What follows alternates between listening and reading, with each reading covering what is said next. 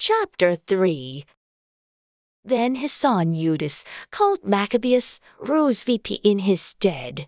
And all his brethren helped him, and so did all they that held with his father, and they fought with cheerfulness, the battle of Israel. So he gave his people great honor, and put on a breastplate as a giant, and girt his warlike harness about him, and he made battles, protecting the host with his sword.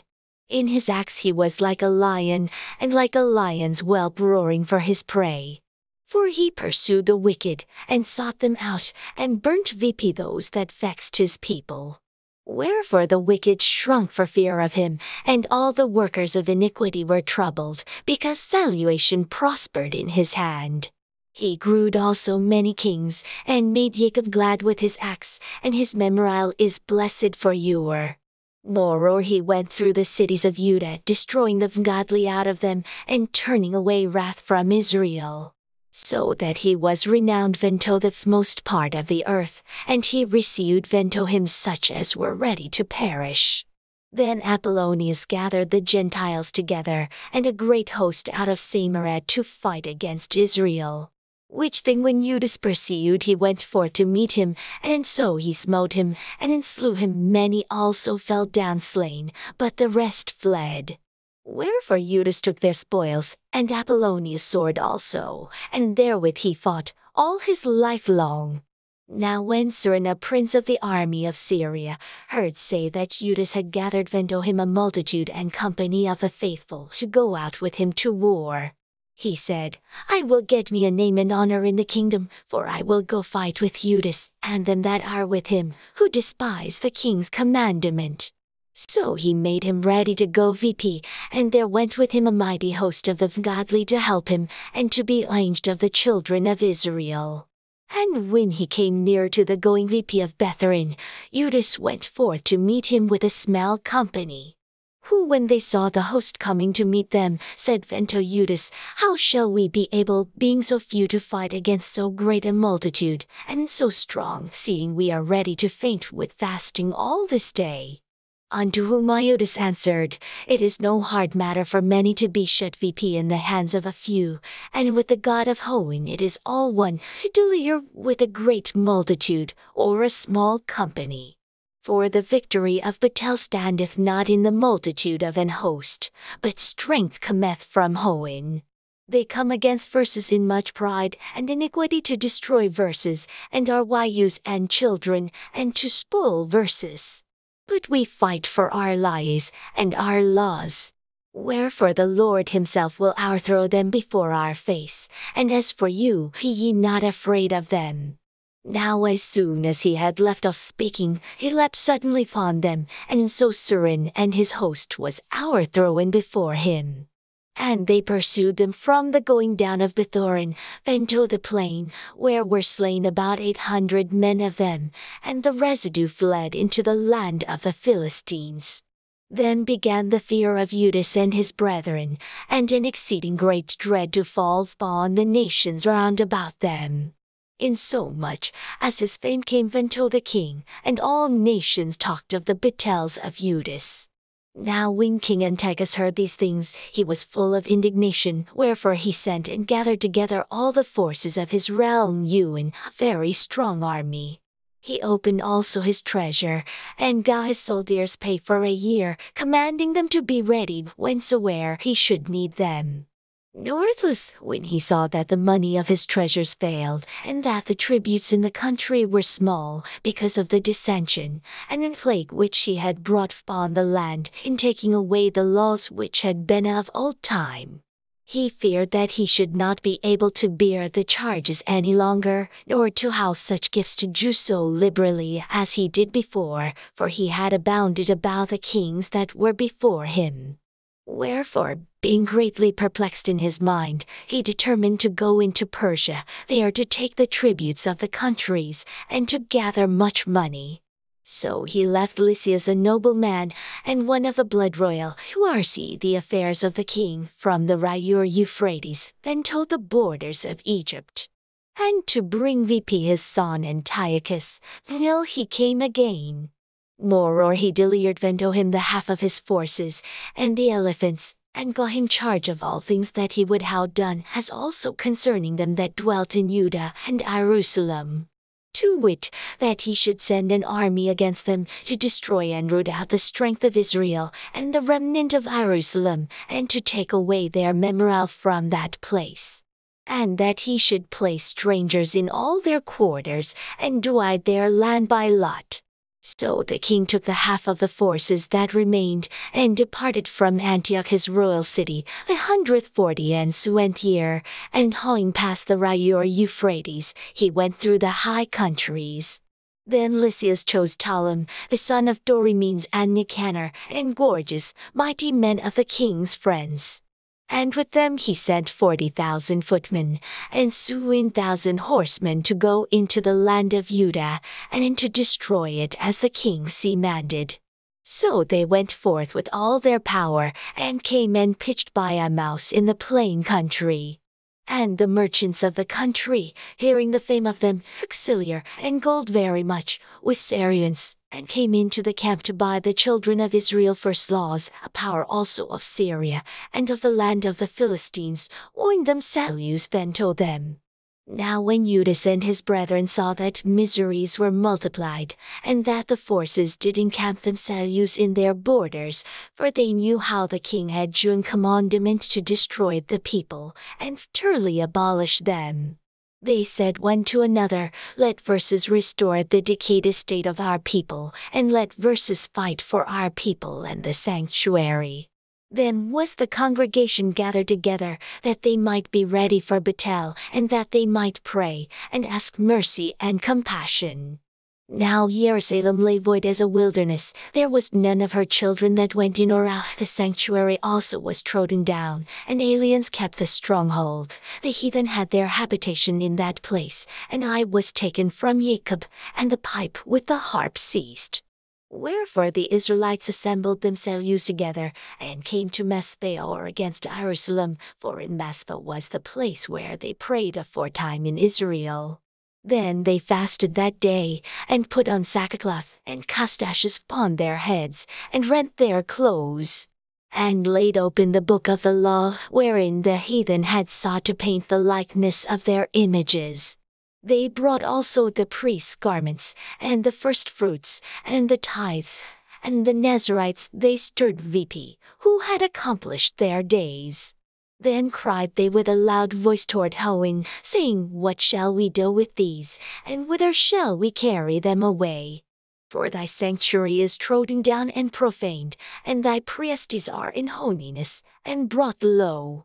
And lo, the heathen are assembled together against verses, who destroy verses. What things they imagine against verses, thou knowest. How shall we be able to stand against them, except thou, O God, be our help?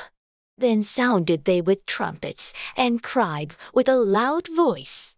And after this, Judas ordained captains o'er the people, even captains o'er thousands, and o'er hundreds, and o'er 50s, and o'er 10s. But as for such as were building houses, or had betrothed wives, or were planting vineyards, or were fearful, those he commanded that they should return every man to his own house, according to the law. So the camp removed, and pitched upon the south side of Emmaus. And Judas said, Arm yourselves, and be valiant men, and see that ye be in readiness against the morning, that ye may fight with these nations that are assembled together against verses, destroy verses and our sanctuary. For it is better for verses to die in battle than to behold the calamities of our people and our sanctuary. Worthless as the will of God is in hoeing, so let him do. Chapter 4. Then took Gorgias few thousand footmen, and 1,000 of the best horsemen, and removed out of the camp by night, to the end he might rush upon the camp of the Jews, and smite them suddenly. And the men of the fortress were his guides. Now when Judas heard thereof, he himself removed, and the valiant men with him, that he might smite the king's army which was at Emmaus, while as yet the forces were dispersed from the camp. In the mean season came Gorgias by night into the camp of Judas, and when he found no man there, he sought them in the mountains, for said he, These fellows flee from verses. But as soon as it was day, Judas shoot himself in the plain with 3,000 men, who nevertheless had neither armor nor swords to their minds. And they saw the camp of the heathen, that it was strong, and well harnessed, and compassed round about with horsemen, and these were expert of war. Then said Judas to the men that were with him, Fear ye not their multitude, neither be ye afraid of their assault. Remember how our fathers were delivered in the Red Sea, when Pharaoh pursued them with an army. Now therefore let verses cry unto Hoan, if peradventure the Lord will have mercy upon verses, and remember the covenant of our fathers, and destroy this host before our face this day, that so all the heathen may know that there is one, who delivereth and saith Israel. Then the strangers lift their eyes, and saw them coming over against them. Wherefore they went out of the camp to Bethel. But they that were with Judas sounded their trumpets. So they oined Bethel, and the heathen being discomfited, fled into the plain. Howbeit all the hindmost of them were slain with the sword, for they pursued them unto Gazera, and unto the plains of Idumea, and Azotus, and Iamnia, so that there were slain of them upon 3,000 men. This done, Judas returned again with his host for pursuing them, and said to the people, Be not greedy of the spoils, inasmuch as there is a Bethel before Versus. And Gorges and his host are here by Versus in the mountain. But stand ye now against your enemies, and outcome them, and after this you may boldly take the spoils.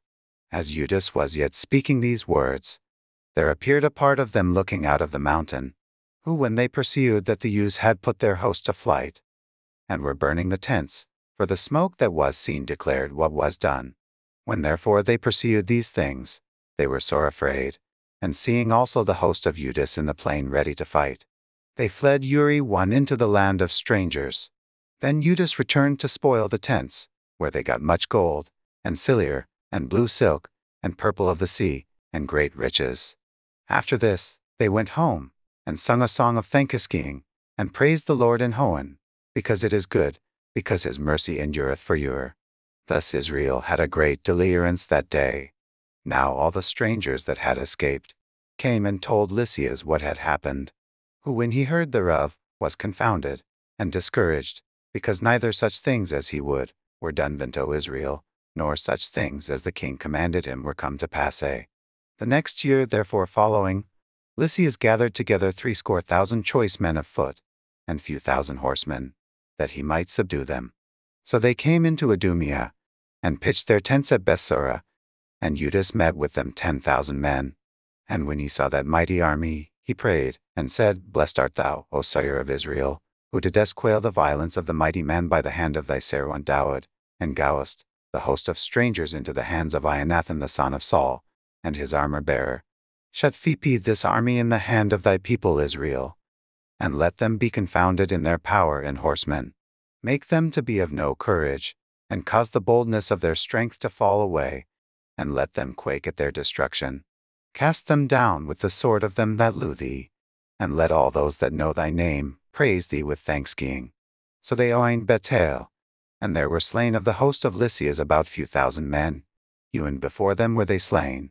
Now when Lysias saw his army put to flight, and the manliness of Judas' soldiers, and how they were ready, either to live or die valiantly, he went into Antiochia, and gathered together a company of strangers, and having made his army greater than it was, he purposed to come again into Judea. Then said Judas and his brethren, Behold, our enemies are discomfited. Let Versus go to cleanse, and dedicate the sanctuary. Upon this all the host assembled themselves together, and went into Mount Shin. And when they saw the sanctuary desolate, and the altar profaned, and the gates burnt and shrubs growing in the courts, as in a forest, or in one of the mountains, yea, and the priests' chambers pulled down, they rent their clothes, and made great lamentation, and cast ashes upon their heads, and fell down flat to the ground upon their faces, and blew an alarm with the trumpets, and cried towards Hoan. Then Judas appointed certain men to fight against those that were in the fortress, until he had cleansed the sanctuary. So he chose priests of blameless conversation, such as had pleasure in the law, who cleansed the sanctuary, and bare out the defiled stones into an unclean place. And when as they consulted what to do with the altar of burnt offerings which was profaned, they thought it best to pull it down, lest it should be a reproach to them, because the heathen had defiled it, wherefore they pulled it down, and laid the stones in the mountain of the temple in a convenient place, until there should come a prophet, to shew what should be done with them. Then they took whole stones according to the law, and built a new altar, according to the former, and made the sanctuary, and the things that were within the temple, and hallowed the courts. They made also new holy vessels, and into the temple they brought the candlestick, and the altar of burnt offerings, and of incense, and the table. And on the altar they burnt incense, and the lamps that were on the candlestick they lighted, that they might shew light in the temple. Furthermore they set the loaves upon the table, and spread out the veils, and finished all the works which they had begun to make. Now on the 20th day of the 9th month, which is called the month Casleo, in the 148th year they rose betimes in the morning, and offered sacrifice according to the law upon the new altar of burnt offerings, which they had made. Look at what time, and what day the heathen had profaned it, even in that was it dedicated with songs, and citherns, and harps, and cymbals. Then all the people fell on their faces, worshipping and praising the God of Hoan, who had shewn them good success. And so they kept the dedication of the altar 8 days, and offered burnt offerings with gladness, and sacrificed the sacrifice of deliverance and praise. They decked also the forefront of the temple with crowns of gold, and with shields, and the gates, and the chambers they renewed, and hanged doors upon them. Thus was there very great gladness among the people, for that the reproach of the heathen was put away.